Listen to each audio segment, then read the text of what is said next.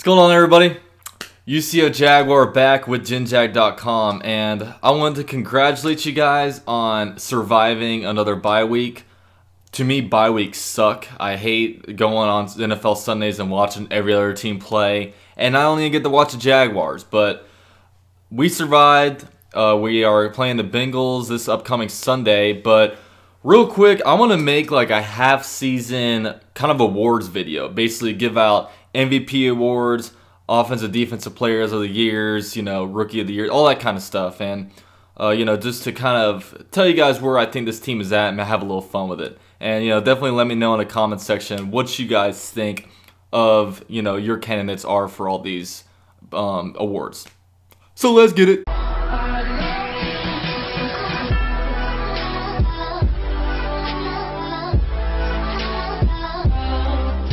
So I'm going to start off with the MVP award for the Jaguars. And to me, this was kind of easy as opposed to a lot of other ones. It's Calais Campbell to me. He's already got a personal season high of 10 career sacks through 7 games. He's on pace to have over 20 sacks. But, when he's not getting sacks, he's getting pressured. He's getting double teamed. He's even like cogging the run game.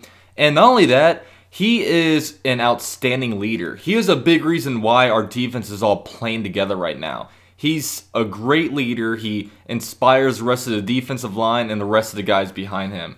And, Calais Campbell, he's definitely got to be like the free agent signing of the year in all the NFL. I can't think of a free agency signing that's been better than this one. And, Calais Campbell, he's been an absolutely outstanding player for us. And yeah, shout out to you, Calais. Up next, we have Offensive Player of the Year. This one's really easy, too. I mean, it's got to be Leonard Fournette. Leonard Fournette's playing like an absolute animal. He's on pace to have over 1,000 rushing yards. First running back to have that since Maurice Jones-Drew. He's averaging 100 yards per game, 1 touchdown per game. And the dude's just an absolute animal. He's the identity of our offense. He's everything we expected him to be when we drafted, and potentially more. He's been helping us out in the pass game, doing great things in the run game, and Fournette is just a bruiser. He's exactly what this team needed, and, without him, our offense would not be as dangerous. But next up, I have Defensive Player of the Year. This one was kind of hard because I'm not going to give it to Calais Campbell because I already gave him MVP award, but, you look around and you could give it to Yannick Ngakoue, Jalen Ramsey, AJ Boye, Telvin Smith. So many guys you can give it to, but, it was a really, really close one between Telvin Smith and Jalen Ramsey, but I'm just going to go ahead and give it to Jalen Ramsey. Jalen Ramsey is a freaking stud. He's not really allowing many passing yards at all. He's one of the top cornerbacks in the league. Him and AJ Boye are playing like absolutely outstanding, and it's really fun being able to watch such a physical corner play. And, just watching him improve on what he did last year. I mean, this guy is going to be our franchise cornerback for years to come. So, Defensive Player of the Year so far, in my eyes, is Jalen Ramsey. Next up, we have Rookie of the Year.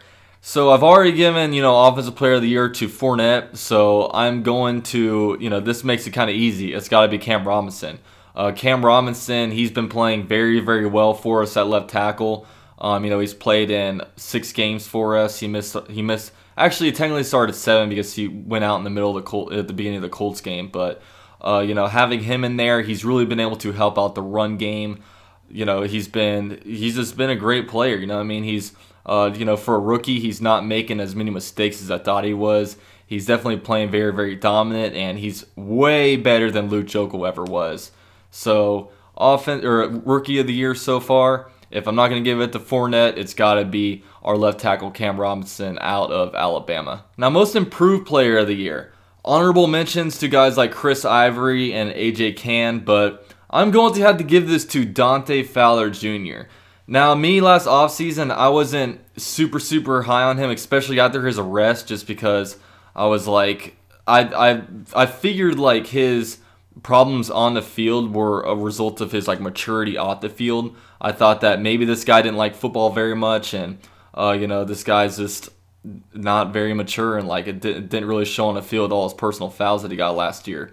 But this is his 3rd year. His first year he was out with an ACL tear. His second year he wasn't very developed when it comes to like pass rushing techniques and stuff like that. But this year, he's playing like an absolute animal. He has 5.5 sacks so far this season. He's on pace to go into double-digit sacks, and this guy just kicked it into another motor, and it's, obvious that he actually does love the game of football, with the way he's been playing. He's helped our defense out a lot. I think with Calais Campbell in there, he's helped out Dante Fowler a little bit just because, Calais Campbell's taking on the double teams, and it's, leaving some opportunity open for, guys like Yannick Ngakoue and Dante Fowler Jr. But Dante Fowler has been really, really good this year. It's very good to see that because we were all a little bit worried about him. At least I was, and a lot of other Jaguar fans are. I can't speak for whoever the hell you are watching this, but yeah, I mean, Dante Fowler Jr. has been a great player. Fans are really starting to like him, so shout out to Dante. Now, on the flip side of this, the most disappointing player of the year.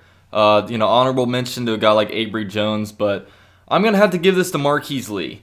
Marquise Lee, this is a big year for him because he's going into a contract year. And, with Al Robinson getting injured, it really opened up a big opportunity to show that he can be a #1 receiver. But he's not. With Al Robinson out, it's greatly hurt our pass game, and Marquise Lee really hasn't done too much to be able to solidify himself as a top receiver. And going into his contract year this offseason, he's probably not going to be paid that much because of it.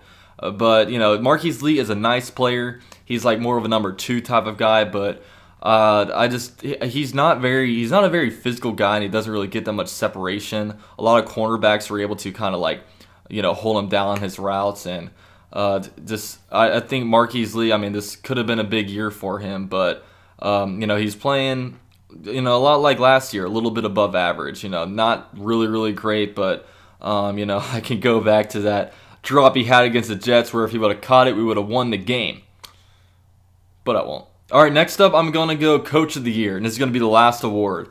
Now, Coach of the Year, I'm going to have to give it to our offensive line coach, Pat Flaherty, or whatever, however you say it. But this is a guy that, with our offensive line, at the end of the year last season, we thought we might get at least 3 new offensive linemen to start. But, our offensive line, it wasn't very good last year. We weren't very physical. It just wasn't a very good unit. Fast forward to this year, we only changed one position on the offensive line. That's our left tackle. The rest of the guys are all the same players, but we are playing at a much better level this year, and it's a result of, the coaching. If, these guys, it's the same exact players, so that's really the only variable in this. But Pat Flaherty, he's done a very, very good job of getting these guys together. I think a lot of the good play of the offensive line has been because of how tough the training camp was. Doug Marrone really worked their asses off because we were a team that we just weren't a good team. We were a team with a lot of talent, but all that talent resulted in 3 wins last year. So Doug Marrone said, look, we've got to toughen these guys up. We got to play more physical, so once we get on the field, we can actually be physical. And Pat Flaherty, he's done a great job of being able to get the offensive line together and playing like a good unit. But yeah, that's all I got.